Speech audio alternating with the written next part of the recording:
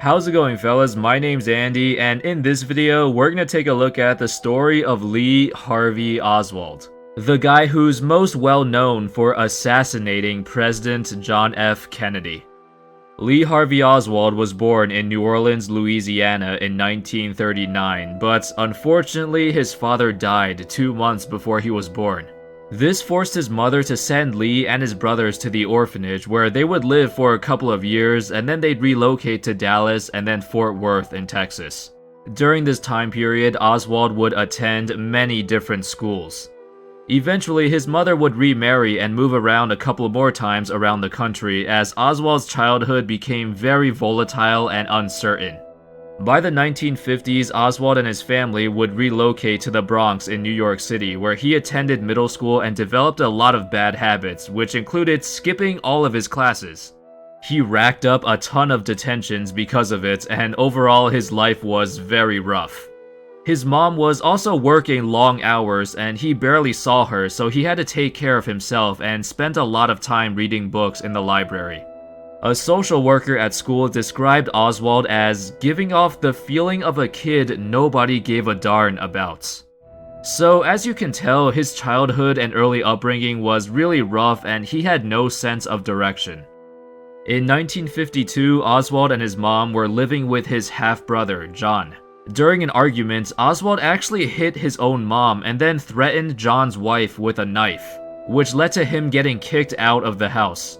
A psychiatric described him as having a schizoid personality disorder. He was very different from all the other students at his age. While most kids in their teens would be playing outside or hanging out with their friends, Oswald had a deep interest in political philosophies and socialism. Eventually, by 1956, Oswald and his mother would move back to New Orleans.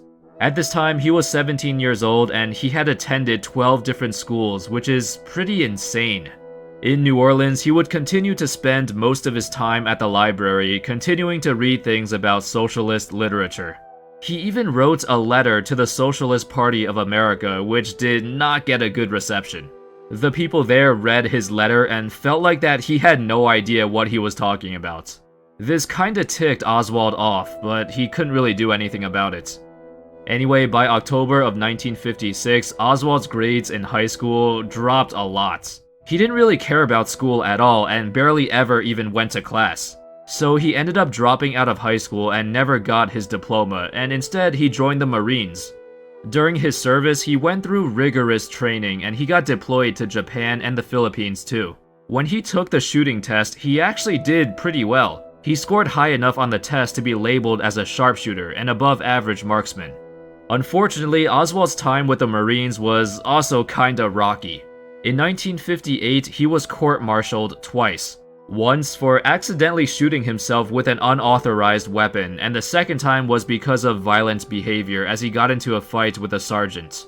Overall, he showed very aggressive behavior multiple times, which was a huge red flag for things that were about to come.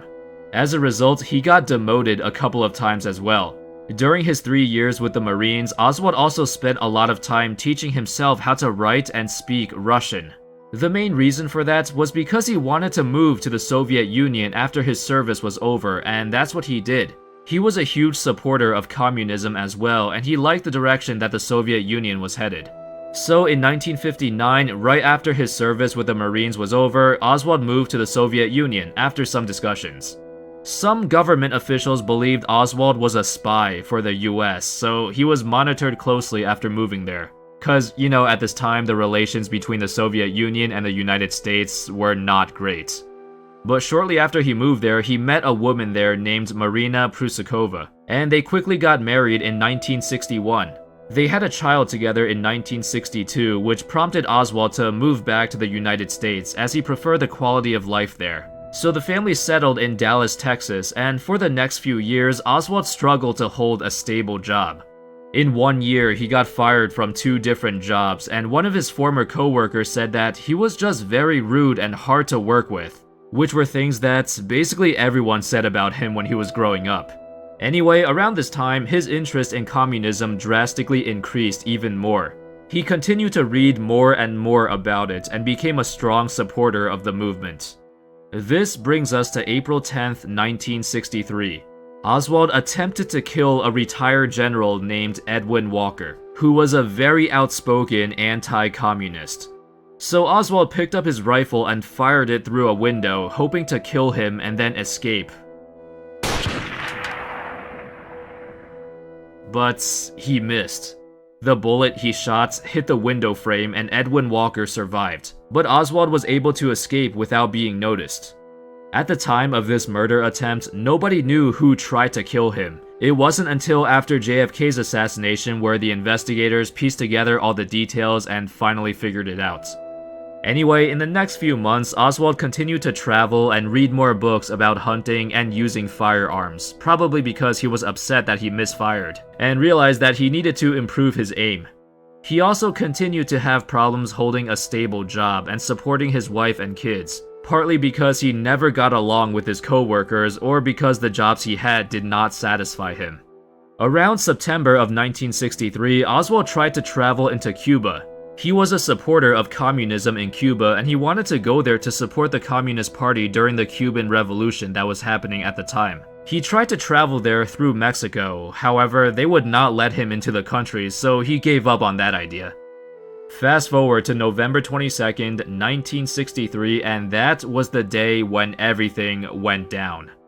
At this time, Oswald returned to Dallas and started working at the Texas School Depository. Coincidentally, President John F. Kennedy was scheduled to pass by Dallas and the area that Oswald was working at. And you can probably guess what happened next.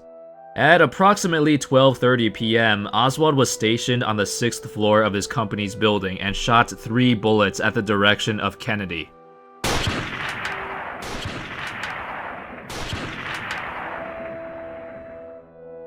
The second and third shots hit him. JFK was rushed to the hospital but died shortly after. Afterwards, Oswald started going down the stairs, trying to leave the building without being noticed. Since he worked there, the security guys let him through, not suspecting he did anything, because according to a guy there, Oswald was very calm, and wasn't scared at all when the police started surrounding the building. About 30 minutes later, around 1 o'clock p.m., Oswald was spotted by a Dallas police officer named J.D. Tippett. He was trying to take him into custody, but Oswald responded by pulling out his handgun and shooting him to death as well. 2 days later, the police would capture Oswald on November 24th, 1963. A local resident saw him enter the Texas Theater and they called the police. This was where he'd get arrested and taken into custody. The police instantly identified him as the guy who assassinated JFK, but initially Oswald tried to deny it, claiming that he was only accused because he previously lived in the Soviet Union. And at the time, the US and Soviets did not have a good relationship. They were in the middle of a Cold War. Either way, the police did not buy what Oswald was saying, and they interrogated him multiple times. They asked him if he was a communist, to which he replied, "No, I am not a communist, I am a Marxist." Regardless, the police believed that they had enough evidence to prove that Oswald was the guy who killed JFK. But none of that even mattered because at 11 a.m. the same day, Oswald was getting escorted to the county jail and he got shot point blank by a guy named Jack Ruby. Oswald got rushed to the hospital, but 2 hours later, he died. Jack Ruby operated a nightclub and his motives for killing Oswald are still unclear even to this day. Some believe that he was upset at the death of JFK and wanted to get revenge, but others believe that this whole assassination was part of a bigger plot and that Oswald could possibly have been hired to kill JFK. Others think that there were multiple people involved in his murder, which led to many others getting interrogated years after this assassination happened. But there's not much defining evidence to any of these conspiracy theories. Lee Harvey Oswald died at the young age of 24. To this day, the JFK assassination is one of the most high-profile events that happened in recent history. His death sparked a huge nationwide investigation, and there are still tons of conspiracy theorists who believe that this was much more than just a murder. But that's a video for another day. Anyway, that sums up the story of Lee Harvey Oswald. I hope you enjoyed the video, thank you so much for watching, and I'll see you next time. Peace.